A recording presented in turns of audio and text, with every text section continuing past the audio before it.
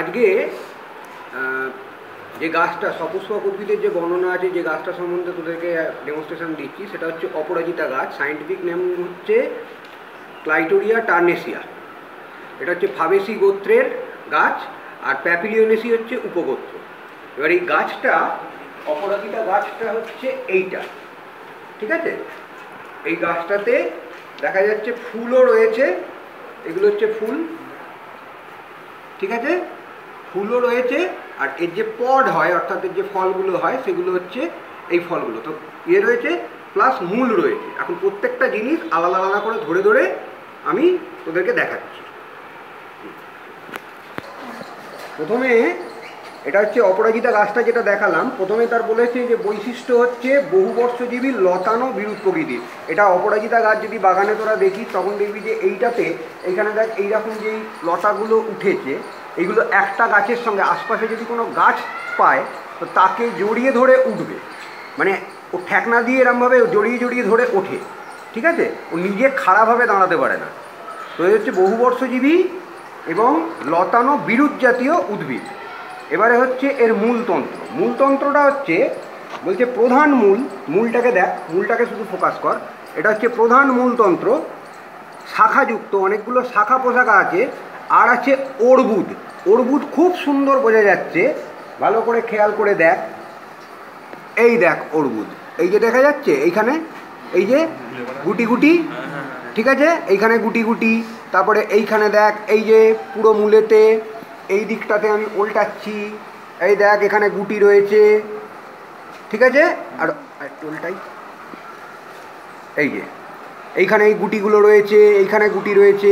তো খুব সুন্দরভাবে গুটিগুলো বোঝা যাচ্ছে, কেননা যে সমস্ত এরকম পড জাতীয় গাছ হয়, এরকম যেখানে ফল হবে, এই যে পড, এই পড থাকলেই জেনারেলি যে কোনো ডাল জাতীয় গাছে এরকম গুটি থাকে, অর্বুদ থাকবে।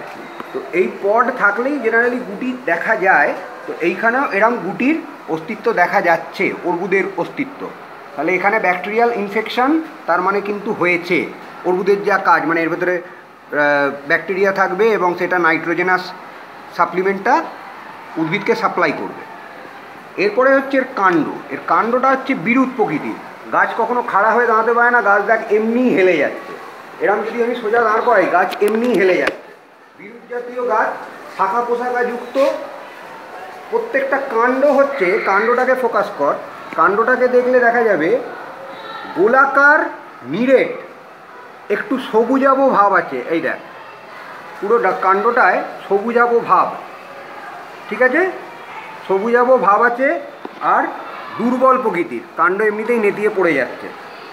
পাতা, আমি এখান থেকে জাস্ট একটা পাতাকে আমি যদি এরমভাবে দেখাই, পাতা উপপত্রবিহীন, উপপত্রবিহীন। কাণ্ডের এইখানটা কোনো, যেখানটা বেরিয়েছে সেখানটা কোনো উপপত্র নেই পাতার, ঠিক আছে?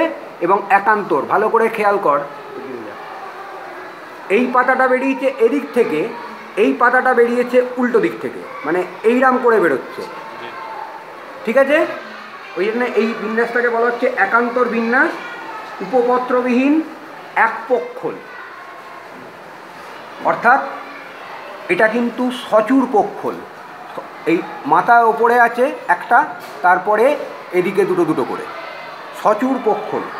যৌগিক পত্র, সব বৃন্তক, প্রত্যেকটা পাতারই এই যে বৃন্ত আছে, এইগুলো হচ্ছে পত্রক, আর এইটা গোটাটা হচ্ছে পাতা। এটা হচ্ছে যৌগিক পত্র। আর মাথা একটা আছে, মানে এটা হচ্ছে সচূর পক্ষল, আর এইটা হচ্ছে ওর বৃন্ত। তাহলে সব বৃন্তক, উপাদানযুক্ত, অর্থাৎ পালভিনাস।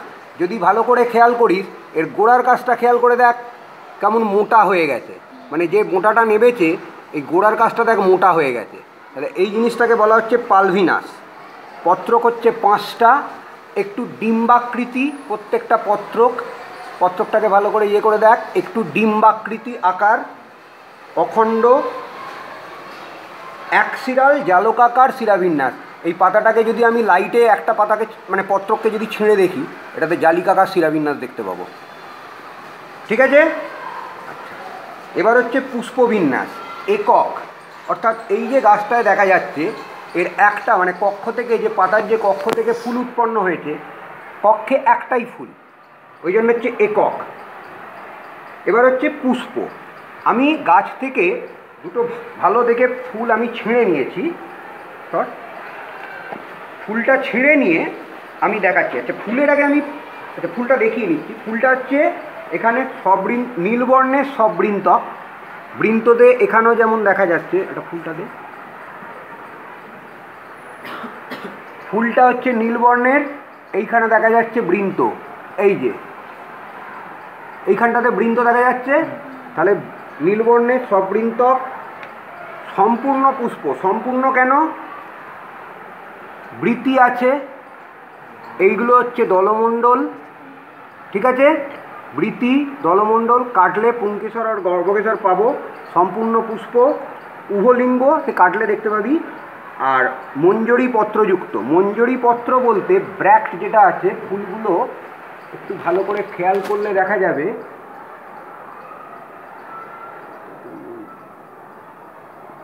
এটা শুকিয়ে গেছে ফুলটা, তাই এইখানে একটা, এই যে যেখানে বৃন্ত থেকে উঠেছে সেখানে একটা এরকম সরু পাতার মতো দেখতে পাচ্ছিস, এই যে ছোট্ট ফুলটা যেখান থেকে উঠেছে, ছোট্ট, এই যে আমি সূচটা দিয়ে নাড়াচ্ছি, আছে? হ্যাঁ, এইটাকে বলা হচ্ছে মঞ্জরি পত্র, ঠিক আছে? মঞ্জরি পত্রযুক্ত অসমাঙ্গ। কেন অসমাঙ্গ এই ফুলটার, এবার আমি সেটা দেখাচ্ছি। আচ্ছা, ফুলটার আছে উপবৃতি দুটো, ক্ষুদ্র পাতার মতো। এই দেখ উপবৃতি, এই দুটো হচ্ছে উপবৃতি, আর এইটা হচ্ছে বৃতি। বৃতিটা হচ্ছে যুক্ত, এই দুটো হচ্ছে উপবৃতি, ঠিক আছে? এবার আমি ফুলটাকে কাটছি।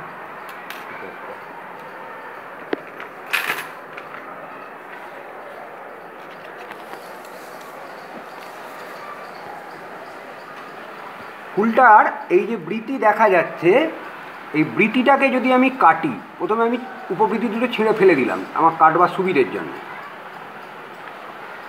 এবারে বৃতিটাকে আমি আস্তে করে কাটছি।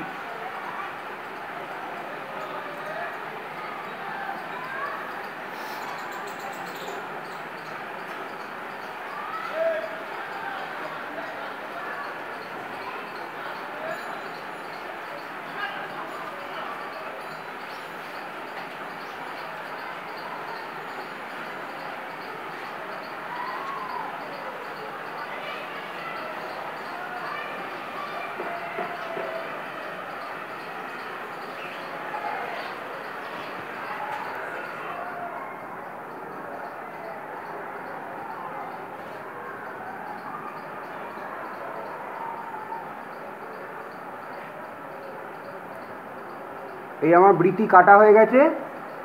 বৃতিটা দেখ যুক্ত বৃতি, আমি রাখছি এখানে। বৃতিটা দেখ যুক্ত বৃতি, অর্থাৎ এর বৃত্তাংশ হচ্ছে 5টা। না, ছড়াই ভালো করে। বৃত্তাংশ হচ্ছে 5টা, 1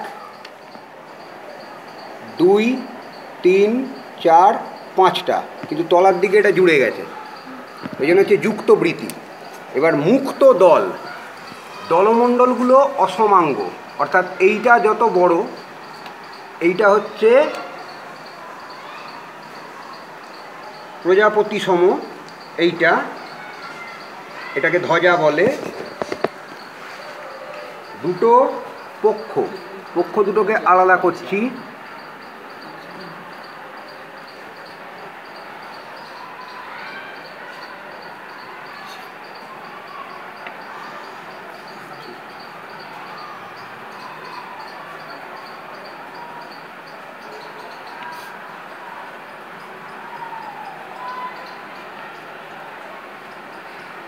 একটা ধ্বজা, দুটো পক্ষ, দুটো তড়িদল পাবো। এই যে তড়িদলকে আলাদা করলাম।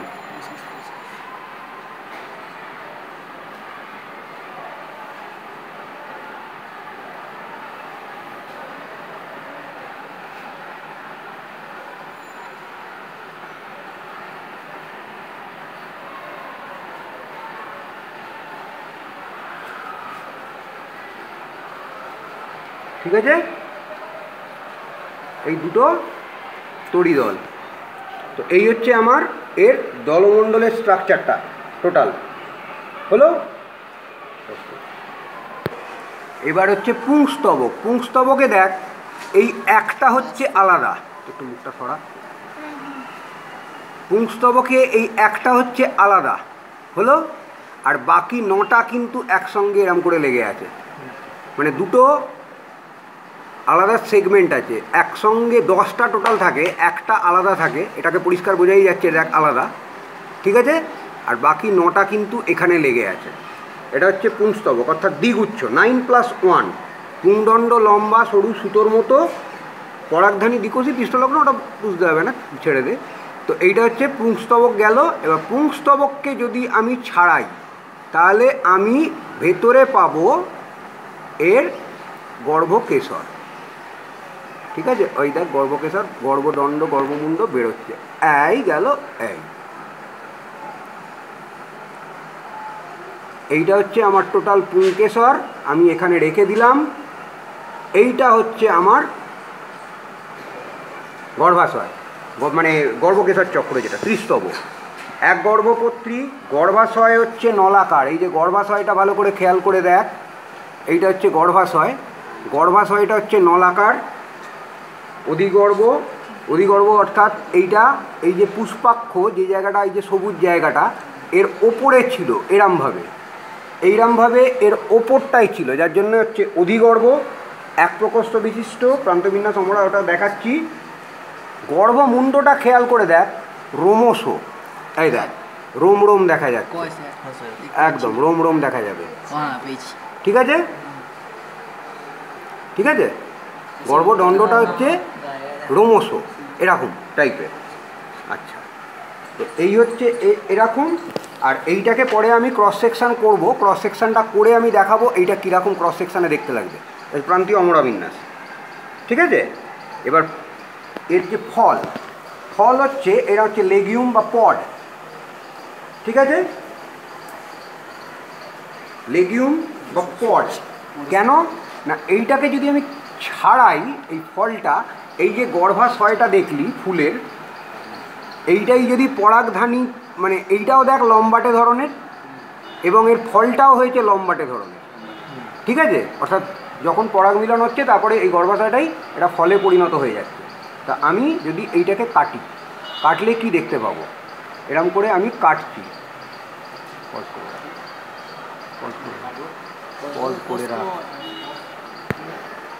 এই দেখ আমি এটাকে এখান দিয়ে সুচটা চালিয়ে কেটে নিয়েছি। কেটে নিলে এই যে যেমন মটরশুঁটি যেমন দেখিস, ঠিক ওইরাম টাইপের দেখ, আমি এটাকে আলাদা করে ফাঁক করছি, দেখ ঠিক ওইরামভাবে এর বীজগুলো সজ্জিত আছে, ঠিক আছে। তো এই হচ্ছে অপরাজিতার টোটাল বৈশিষ্ট্যটা, ঠিক আছে।